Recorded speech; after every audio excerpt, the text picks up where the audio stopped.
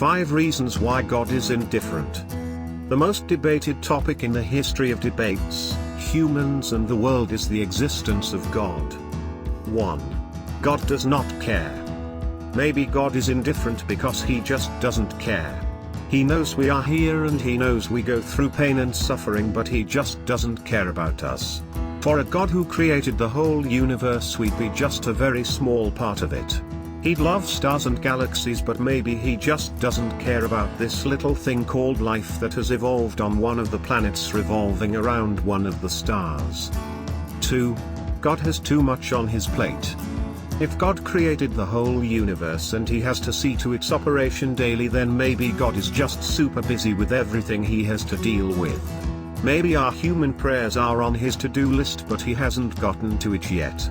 He's not indifferent, just jammed. Or maybe he's a procrastinator just like the rest of us. What if he gets on Facebook instead of answering our prayers? 3. God works in mysterious ways. We just can't perceive his work because he works in mysterious ways. We think that if we are suffering, then the guy who made us suffer should be punished by God. We want that guy to fail in life, we want his wife to leave him, and we want him to end up on the side of the road. But maybe God does punish him, but just not in the way that we want. We see him continuing to live a good life, but we can't see how unhappy he might be from inside. We can't expect God to tell us how he's been working to answer our prayers, but in one way or another he does answer every prayer. 4. Good and bad are human perspectives. One serious alternative to God's indifference can be the fact that what seems good and evil to us is all the same to God. Think about it, God created everything in the universe. The whole universe is his child, and anything that is done by his children is all good in his eyes. Maybe what seems evil to us is just our way of thinking.